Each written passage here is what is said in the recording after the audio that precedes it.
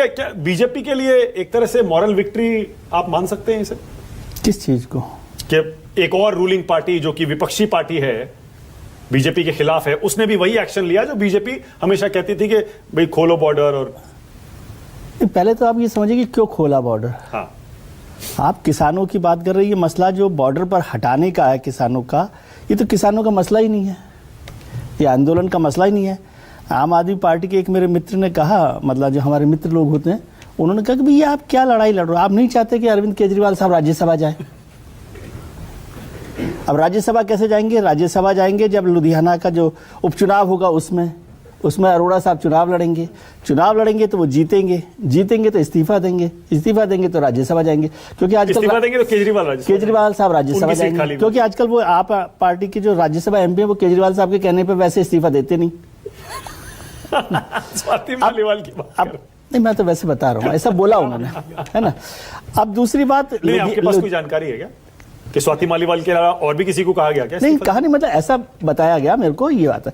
अब लुधियाना की परेशानी क्या है? लुधियाना पंजाब का सबसे बड़ा हब है, बिजनेस हब है, इंडस्ट्रियल हब है, ठीक है। तो वहां अभी केजरीवाल साहब वहीं थे, ये जब हुआ है उससे पहले वहीं पर है केजरीवाल साहब। भगवंत मान साहब के साथ उनकी मुलाकात हुई है। भगवंत मान साहब के साथ केजरीवाल साहब ने वहाँ के जो उद्योगपति है, इंडस्ट्री है, उनके साथ मुलाकात की। उन्होंने कहा कि ये तो सारा हमारा धंधा चौपट कर दिया आपके किसान के नाम पर आंदोलन से, तो हम कैसे आपको जिताएंगे। अब फिर वही बात हो जाएगी कि वो चुनाव यदि हार गए तो संजीव अरोड़ा साहब फिर राज्यसभा में बैठे रहेंगे। तो मूल प्रश्न तो ये है। लेकिन वाजपेयी जी, विजय जी, कितनी पॉलिटिकल कॉस्ट पूरे राज्य में तो बहुत बड़ी हो सकती है। तो हाँ, तो फिर बड़ा मुश्किल काम है ना, तो इसलिए मतलब गैम्बल खेला है जो अब इसमें देखिए कि कब ये हुआ। वाजपेयी जी साहब तो बड़े विद्वान लोग हैं ना, तो तय किया एक, उससे पहले भगवंत मान साहब की और अमित शाह साहब की मुलाकात होती है, हुई है ना। मैं मुलाकात बता रहा हूँ, मैं कोई इसको कनेक्ट नहीं कर रहा। अब जिस दिन किसान नेता चंडीगढ़ में मुलाकात करते हैं भारत सरकार से, उस दिन शाम को वो वहां से हटाया जाता है, ताकि तो इसका मतलब कोई ना कोई अंडरस्टैंडिंग तो होगी ना कि उनको हटाया गया, इनको हटाया। अगर अंडरस्टैंडिंग है भी, अगर है तो क्या गलत है? नहीं, गलत नहीं है। ये तो बहुत समय से मांग हो रही थी कि इसको हटाना चाहिए। हाँ। लेकिन उस समय आम आदमी पार्टी को कहते ना, जाके पैर ना फटे बिवाई वो का जाने पीर पर आई, तो उस समय बिवाई फटी नहीं थी। हाँ। तो उनको पता नहीं था, वो भारतीय जनता पार्टी दिल्ली की सरकार के साथ था। लेकिन असली मुद्दा क्या? असली मुद्दा तो वही है ना। मुद्दा कहां पर है? मुद्दा है कि किसानों की मांगों को आप मान रहे हैं कि नहीं मान रहे। कल शिवराज जी ने बहुत अच्छा काम किया। एक बड़ी अच्छी बात उन्होंने कही कि जब वो दोनों बेटों का स्वागत समारोह शादी का वो हो गया परसों हाँ। तो उसके बाद कल जब वो चंडीगढ़ गए, उससे पहले उन्होंने कहा कि ये दोनों बच्चों की शादी हो गई है और अब मैं वानप्रस्थ आश्रम में हाँ। तो वानप्रस्थ आश्रम का मतलब उन्होंने ये नहीं कहा था कि संन्यास पर चले जाएंगे, उन्होंने कहा कि अब मैं किसानों की सेवा करूंगा। तो मुझे लगा कि कल की जो बैठक होगी उसमें किसानों की सेवा पूरी हो जाएगी और उनकी मांग मान ली जाएगी। और शिवराज जी जो है किसानों के प्रति हमेशा से ही मतलब वो रहे हैं, उदार भी रहे हैं, उनकी बड़ा समझ है। तो लगता है कि अब सरकार को देखना है, वाजपेयी साहब भी बैठे, कि क्या वो किसानों की एमएसपी गारंटी की मांग को मानना चाहते हैं, नहीं मानना चाहते। साफ बता दिया गया कि भाई हम उसको गारंटी को नहीं मान रहे। जब आप ये कहते हैं कि किसानों को गारंटी एमएसपी पे मिल ही रहा है, तो फिर उसको गारंटी करने में क्या फर्क है? ये कंफ्यूजन आप कब तक रखेंगे कि उसका मतलब है कि 25,000 करोड़, लाख करोड़, 50,000 करोड़ का बजट है? ये तो मतलब ही नहीं है ना उसका। किसानों को एमएसपी की गारंटी का मतलब ये नहीं है कि सारा अनाज किसानों का सरकार को खरीदना है। बस ये है कि वाजपेयी साहब के मित्र नाराज ना हो, इसलिए वो सस्ते में भी ले सके। मसला ये है ना भाई, एमएसपी की गारंटी का मतलब है कि सारा अनाज, सारा जो भी 28 फसलें हैं वो एक दाम पर बिकेंगी। हाँ। इससे नीचे ना बिके। इससे ना, पहला कंफ्यूजन ये नहीं, आप कंफ्यूजन रोज पैदा करते हैं। आपका मतलब सरकार जो है कंफ्यूजन ये पैदा करते हैं कि नहीं ये सारा सरकार को खरीदना, सरकार को खरीदना ही नहीं है। अभी टिकैत साहब ने भी बड़ी लंबी बात की। टिकैत साहब कहाँ है आजकल वो नहीं पता मुझे किधर है, लेकिन बात उन्होंने ठीक की है ना कि सरकार इसमें नहीं करना चाहती। तो सरकार इस बात पर स्पष्ट करे कि क्या ये मसला सरकार की खरीद का है, नहीं है। अगर गारंटी केवल देनी है और आप कहते हो कि हम गारंटी का पैसा दे रहे हैं, तो फिर उस पर लिखकर भी दे दीजिए पर्ची लगाने में। कहाँ ऐसा कानून होता है विजय जी कि इससे कम पे आप प्राइवेट प्लेयर भी खरीद नहीं सकता? आप कैसे किसी के हाथ बांध सकते हैं कि इससे नीचे आप बेच नहीं सकते, इससे नीचे प्राइवेट आदमी खरीद नहीं सकता? लेकिन ये हाथ किसके बांध रहे हैं? हाथ बांध रहे हैं उद्योगपतियों के। नहीं, उद्योगपति थोड़े होते हैं खरीदने वाले, आम लोग भी तो होते हैं खरीदने वाले। आम आदमी को कहां? आम आदमी को सीधा खरीद रहा है क्या किसान से? भाई इनडायरेक्ट भी खरीद रहा है। नहीं, अल्टीमेटली कॉस्ट तो उसे ही देना है। ये मसला 50 किलो और एक बोरी का नहीं है ना सर। हाँ। आप कह रहे हैं, आपने बात सही कही कि हाथ क्यों बांध रहे हैं, हाथ उद्योगपतियों को क्यों बांध रहे हैं कि वो महंगा ले, मसला ये है। अच्छा, उद्योगपति महंगा लेगा तो क्या अपनी जेब से डाल के सस्ता बेचेगा विजय जी? नहीं बेचेगा, वो तो फिर महंगा बेचेगा ना, वो भी महंगा बिक रहा है ना।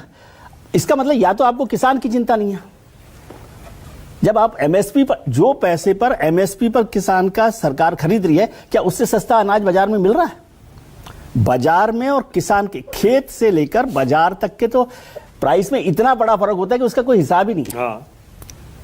जो टमाटर 1 रुपए किलो में किसान बेच रहा है और उसके लिए आत्महत्या कर रहा है, वो 50 रुपए किलो मिल रहा है बाजार में। मतलब आप ये कह रहे हैं गारंटी बनाने से एक से जो 50 गुना मिल रहा है वो बिचौलिए का सारा पैसा किसानों को मिल जाएगा। नहीं, किसानों को 1 महंगा रुपए नहीं के बजाय 15 रुपए मिलेगा ना। टमाटर तो 50 रुपए ही मिलेगा तब भी। ये आप कैसे कह सकते हैं विजय जी, तब भी 50 का ही मिलेगा? अच्छा, मान लीजिए 55 का मिलेगा, लेकिन मेरे किसान को तो 1 रुपए के बजाय 15 रुपए मिलेगा ना। अब या तो आप किसानों के साथ नहीं रहना चाहते तो ठीक है, ये भी साफ कर दें कि हमें किसानों की चिंता कर दिया नहीं वो है। तो उन्होंने कह ही दिया, हाँ। समस्याएं हैं इसमें, नहीं दे सकते भैया। कितने साल हो गए और इस पर कितनी मांगे होगी? अब ये लंबी इतनी मुलाकात हो रही है, 7 बातचीत हो गई। पहले एक चीज और कह दूं कि वो तोमर साहब थे, वो भी कृषि मंत्री। अब इसमें समझने लायक तो कोई बात नहीं बची है ना। नहीं, एक है। और शिवराज जी जो कृषि मंत्री हैं, वो तो किसानों की बहुत समझते हैं। तो इसमें समझने वाला मुद्दा मुझे समझ नहीं आ रहा कि बातचीत किस चीज पर हो रही है। और फिर वही जो बात होगी, हाँ फिर 1.5 महीने बाद क्या वो तो इंगेज कर रहे हैं उनसे। क्या अगर बातचीत करने नहीं जाएंगे तो फिर ये हो जाएगा, देखिए बात भी नहीं सुन रहे हमारी। किस बात, क्या सुन कहाँ रहे हैं? यही तो आप ये जो क्रीम लगा रहे हैं ना, सुन क्या रहे हैं आप? जब सुन ही नहीं रहे, बात जो उनकी है उस पर सुन रहे हैं। आप ऐसा भी कर सकते थे कि 28 फसलें, आप कहते नहीं हम 10 फसलों पर ये गारंटी दे देंगे। क्या कह रहे हैं? मैं सिर्फ एक बात पूछ रहा था। हाँ, मैं सिर्फ आपसे ही पूछ रहा था, थोड़ी क्लैरिफिकेशन हो जाए कि मार्केट की एक स्ट्रेटेजी है, मार्केट का एक एस्टेब्लिश प्रिंसिपल्स है, demand and supply and competitive rates. ये कम्पिटिटिव रेट्स क्या चीज होती है? क्या इसका जवाब है किसी के पास? अगर हम एक सेकंड अगर हम फिक्स कर देंगे, एक सेकंड अरे एक सेकंड ना, तुम दे देना आप।